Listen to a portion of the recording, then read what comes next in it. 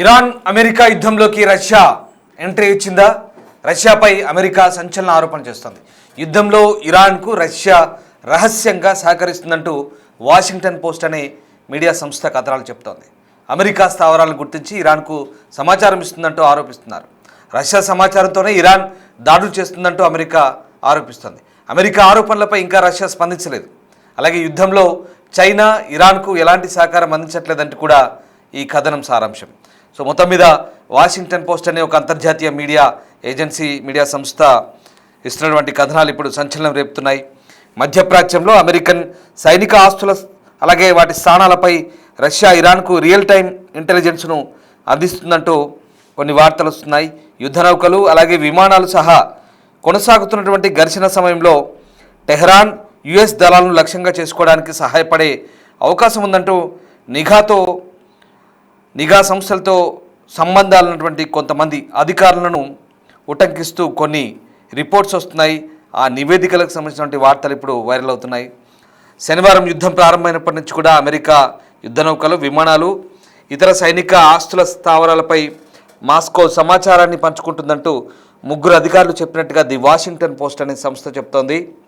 ఈ విషయం యొక్క సున్నితత్వం కారణంగా అధికారులు పేరు వెల్లడించకూడదనే పరిస్థితిపై మాట్లాడినట్టుగా సమాచారం. ఈ సహాయం ఈ ప్రాంతమంతటా వేగంగా పెరిగిన ఈ సంఘర్షణలో మరొక ప్రధాన విరోధిగా మారినటువంటి అమెరికాకు ఇది ఇబ్బందికరంగా మారే అవకాశం ఉన్నట్టుగా ఈ వార్తల సారాంశం. సో ఆ రకంగా ఇది చాలా సమగ్రమైన ప్రయత్నంగా అనిపిస్తోంది అంటూ అధికారులు కూడా చెప్తున్నారు. ఇక నిఘా సమాచారం పంపడం ఇరానియన్ దాడులకు ఈజీగా మారుతుందంటూ ఈ ఆరోపణలు కూడా వెల్లువెత్తుతున్నాయి. రష్యా తమ మద్దతు ఎంతవరకు ఉందో పూర్తిగా స్పష్టంగా అధికారులు వెల్లడించినప్పటికీ కూడా యుద్ధం ప్రారంభ రోజుల్లో అమెరికా దళాలను ట్రాక్ చేసే ఇరాన్ సొంత సామర్థ్యం అయితే క్షీణించింది డెఫినెట్గా. ఎందుకంటే అమెరికా చేసే దాడుల్లో ఇరాన్ బలం సన్నగిల్లిందనేది వాస్తవం. ఎందుకంటే ఇరాన్ సెంట్రల్ కమాండ్ను పూర్తిగా దెబ్బకొట్టింది. ఇక్కడ అమెరికాతో సంబంధం ఉన్న లక్ష్యాలపై ఇరాన్ దాడుల యొక్క ఖచ్చితత్వాన్ని వివరించడానికి ఈ నిఘా సమాచారం సహాయపడిందంటూ విశ్లేషకులు అంటున్నారు. ఈ వివాదం ప్రారంభమైనప్పటి నుంచి ఇరాన్ వేలాది రన్వే అటాక్ డ్రోన్లను, వందలాది క్షిపణులను అమెరికా సైనిక స్థావరాలు అలాగే రాయబార కార్యాలయాలు ఇతర లక్ష్యాలపై ప్రయోగిస్తోంది. ఆదివారం జరిగిన దాడుల్లో ఒకటి కువైట్లో 6 అమెరికా సైనికులు మరణిస్తే ఇరానియన్ డ్రోన్ సైనిక స్థావరంపై దాడి చేయడంతో అనేక మంది గాయపడ్డారు. ఇరాన్ చేసిన కొన్ని దాడులు రాడార్ వ్యవస్థ వంటి కీలకమైన మౌలిక సదుపాయాలు లక్ష్యంగా చేసుకున్నట్టుగా కార్నెగ్ ఎండోమెంట్ ఫర్ ఇంటర్నేషనల్ పీస్లో రష్యా నిపుణుడు చెప్తున్నారు. ఆ రకంగా ముందస్తు హెచ్చరిక రాడార్లు లేదా ఓవర్ ది హారిజోన్ రాడార్లపై ఇరాన్ చాలా ఖచ్చితమైన దాడులు చేస్తుందంటూ కూడా చెప్తున్నారు. వారు దీన్ని చాలా లక్ష్యంగా చేసుకుంటున్నట్లుగా కూడా ఆమె వివరిస్తున్నారు. ఆ రకంగా ఆ దేశం ఒక నియంత్రణను అనుసరిస్తుందంటూ ఇటీవలి రోజుల్లో సౌదీ రాజధాని రియాద్లోని అమెరికా ఎంబసీపై కూడా అలాగే CIA ఆఫీస్పై కూడా అమెరికన్ ఇంటెలిజెన్స్ ఆఫీస్పై కూడా దాడికి దిగిన సందర్భాన్ని వాళ్ళు గుర్తు చేస్తున్నారు. ఒకసారి కువైట్, సౌదీ అలాగే గల్ఫ్ దేశాలపై జరిగిన దాడులకు సంబంధించిన దృశ్యాలు కూడా మళ్ళీ చూద్దాం.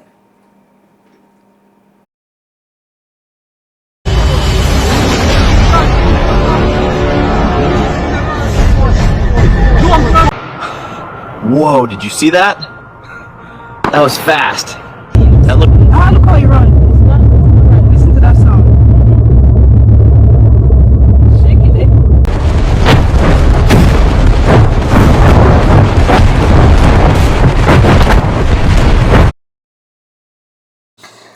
రష్యా యొక్క అధునాతన ఉపగ్రహ సామర్థ్యాలు ఇరాన్ లక్ష్య సామర్థ్యాన్ని గణనీయంగా మెరుగుపరుస్తాయంటూ నిపుణులు అంటున్నారు.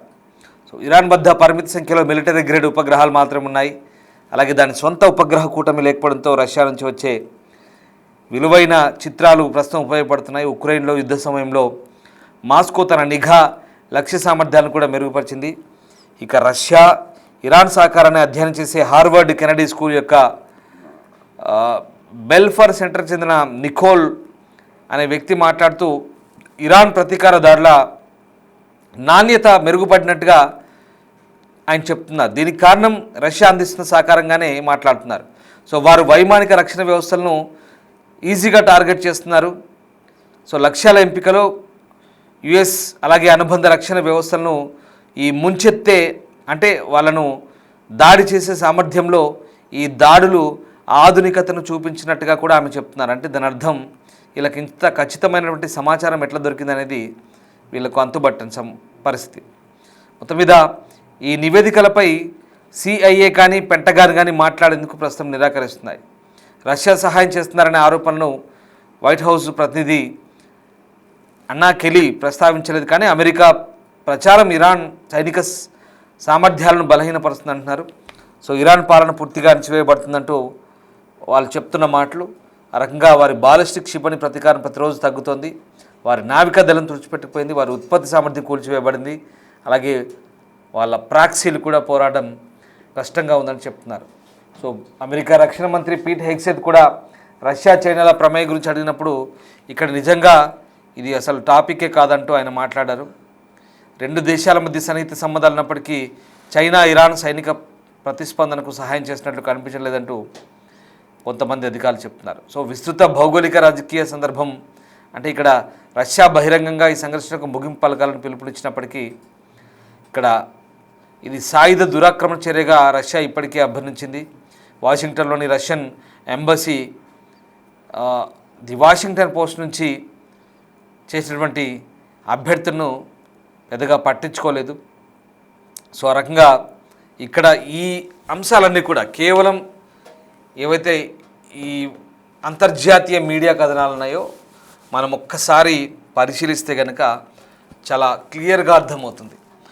యుద్ధానికి సంబంధించిన వార్తల గురించి రకరకాలుగా వార్తా సంస్థలు వాటిని మనకు వడ్డిస్తుంటారు. ఇక్కడ వాషింగ్టన్ పోస్ట్ అనే ఒక అంతర్జాతీయ మీడియా సంస్థ చెప్తుంది కూడా అదే. మళ్ళీ వాళ్ళు చెప్తున్న దాంట్లో ఇంకో ట్విస్ట్ ఉంది. ఎక్కడా అమెరికా ఈ ఆరోపణ చేయలేదంటున్నారు. అక్కడ రక్షణ మంత్రి పీట్ హెగ్సెత్ కూడా ఖండించారని చెప్తున్నారు. వైట్ హౌస్ నుంచి కూడా లేదా పెంటగాన్ అంటే అక్కడ రక్షణ కార్యాలయం నుంచి కూడా ఈ ఆరోపణలకు ఎవరు చేయలేదు. మరి ఎవరు చేస్తున్నారు, ఎక్కడి నుంచి వస్తుంది వీళ్ళకి సోర్స్ అంటే ఎవరో పేరు చెప్పడానికి ఇష్టపడని కొంతమంది అధికారులు చెప్తున్న అంశాలుగా ఇక్కడ మనకు తెలుస్తోంది. అంటే ప్రధానంగా వాస్తవానికి వాళ్ళ అభిప్రాయాలు ఏంటంటే ఇవన్నీ కూడా యుద్ధానికి సంబంధించిన వార్తల్లో దేనికి ఖచ్చితమైన నిర్ధారణ లేదు. మీరు ప్రేక్షకులు గమనించాలి. వ్యూవర్స్ అడ్వైస్ చెప్తున్నాం ఏంటంటే కేవలం కొంతమంది అభిప్రాయాలను కొంతమంది అవి ఖచ్చితమైన నిర్ధారణతో కూడిన అభిప్రాయాలైతే కావు, వాటిని మీకు చెప్పే ప్రయత్నం చేస్తున్నాం. యుద్ధాలకు సంబంధించి కొంత గందరగోళం ఉంటుంది. ఒక్కొక్కరు ఒక్కో రకంగా చెప్తారు యుద్ధ వార్తలకు సంబంధించి. సో వాటన్నింటినీ కూడా మనం నిర్ధారించుకోవాల్సిన అవసరం ఉంది. ఇక్కడ ఈ వాషింగ్టన్ పోస్ట్ చెప్తుంది ఏంటంటే ప్రధానంగా అసలు అంటే కొంత ఆలోచించదగ్గ విషయం ఈ ఇరాన్ అనేది ఏ రకంగా చాలా ఖచ్చితంతో కూడుకున్నటువంటి అటాక్స్ చేస్తుంది. అంత ఖచ్చితంతో కూడుకున్నటువంటి రాడార్ సిస్టమ్స్ కానీ ఉపగ్రహ శాటిలైట్ వ్యవస్థ కానీ వాళ్ళ దగ్గర లేదు. జీపీఎస్ సిస్టమ్ కానీ వాళ్ళ దగ్గర లేదు. మరి ఎలా చేయగలుగుతుంది? కువైట్లో, సౌదీలో, బహ్రెయిన్లో, ఈవెన్ వాళ్ళ ఖతర్లో ఉన్నటువంటి సిఐఏ అమెరికా నిఘా వ్యవస్థ ఇంటెలిజెన్స్ ఆఫీస్ పైన ఏకంగా అటాక్ చేసింది. ఇంత ఖచ్చితమైన దాడి ఎలా చేసింది అంటే ఇదిగో ఇప్పుడు మనం మాట్లాడుకున్న మాటలన్నింటి కూడా ఇక్కడే మనం ఆలోచించాల్సిన అవసరం. ఇరాన్ దగ్గర నిజంగా అంత టెక్నాలజీ లేదు. మరి ఎక్కడి నుంచి వస్తుంది? ఇక్కడ రియల్ టైం మానిటరింగ్ అనేటువంటి ఒక శాటిలైట్ ఇమేజెస్ ఏదైతే ఉన్నాయో అవన్నీ కూడా రష్యా వీళ్ళకి అందిస్తున్నట్టుగా చెప్తున్నారు. సో అది ఈ రష్యా అందిస్తున్నటువంటి సహాయంతోనే ఏదైతే ఉక్రెయిన్ యుద్ధంలో రష్యా వాడినటువంటి టెక్నాలజీని ఇక్కడ వీళ్ళకి అందిస్తున్నారు. అందుకే వీళ్ళు అంత ఖచ్చితమైనటువంటి అటాక్స్ చేస్తున్నారు, దాడులు చేస్తున్నారంటే ఈ వార్త సారాంశం. దీనికి సంబంధించిన నిర్ధారణ మనం నిర్ధారించుకోవచ్చు, లేదా అదంతా అబద్ధమని కొట్టిపారేయచ్చు. అది మీ విచక్షణ బట్టి ఉంటుంది. వ్యూవర్స్ అడ్వైస్ మళ్ళీ చెప్తున్నాం, ఈ వార్తా కథనాలకు సంబంధించి మీ విచక్షణ బట్టి మీరు నిర్ధారించుకోవచ్చు. ఇందులో వాస్తవం ఎంతో కాదో అనేది అది మీ విచక్షణకే ఆధారపడి ఉంటుంది. ఎస్, ఇక చైనా బ్యాక్ ఎండ్ సపోర్ట్ చేస్తుంది. చైనా టెక్నాలజీ షేరింగ్ రూపంలో ఇప్పటికే ఇరాన్కు మిసైల్ని తయారు చేసేందుకు దశాబ్దాల కాలంగా ఆ టెక్నాలజీ షేర్ చేస్తుందంటూ కూడా మరికొన్ని వార్తలు వచ్చాయి. రకరకాల పత్రికలు వచ్చాయి. ఫైనాన్షియల్ టైమ్స్ కానీ, వాషింగ్టన్ పోస్ట్ కానీ, లేదా బ్లూంబర్గ్ కానీ, ఇట్లా రకరకాల పత్రికలు, రకరకాల అంతర్జాతీయ వార్తా సంస్థలు, ఇండియా టుడే కానీ ఇట్లా చాలా వరకు వచ్చాయి. చైనా సపోర్ట్ చేస్తుంది, ఆ టెక్నాలజీ అంతా ఉందని చెప్పేసి. సో ఇప్పుడు ఈ వార్త కూడా అలాంటి కోవకు చెందింది.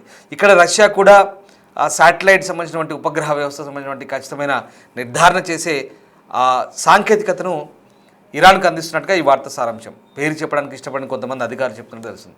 ఒకవేళ అదే నిజమైతే కనుక ఇరాన్ ఖచ్చితంగా ఆ సాంకేతికతను ఉపయోగించి ఇక్కడ అమెరికా, దాంతోపాటు అమెరికాకు మిత్ర దేశాలుగా ఉన్నటువంటి కొన్ని దేశాలు వాళ్ళ దగ్గర ఉన్నటువంటి అమెరికా స్థావరాల మీద దాడి చేస్తుండడంలో ఎలాంటి సందేహం లేదు. రైట్, ఇది పరిస్థితి. ఒకవేళ ఇక్కడ నిజంగా రష్యా కనుక, అంటే రష్యా చైనా ఎక్కడ డైరెక్ట్గా ఇరాన్కు సహకరిస్తున్నట్టుగా చెప్పట్లేదు, లేదా యుద్ధానికి సంబంధించి ఖండించారు.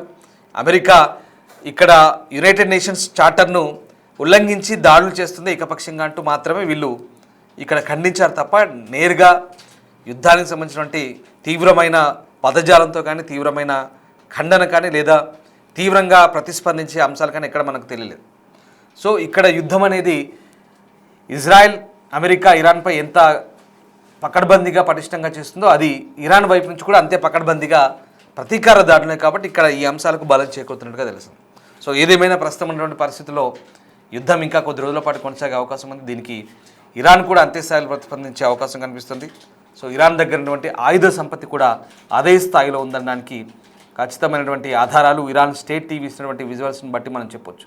వందలాది మిసైల్స్, వందలాది డ్రోన్లు ఇప్పటికీ పనిచేస్తున్నాయంటే అంతా కూడా ఇరాన్ దశాబ్దాల కాలంగా సంపాదించుకున్న టెక్నాలజీ. కానీ దాడులు ఎంత పకడ్బందీగా చేస్తుంది అనేది ఇప్పుడు అందరినీ ఆలోచనలో పడేస్తుంది. Thank you.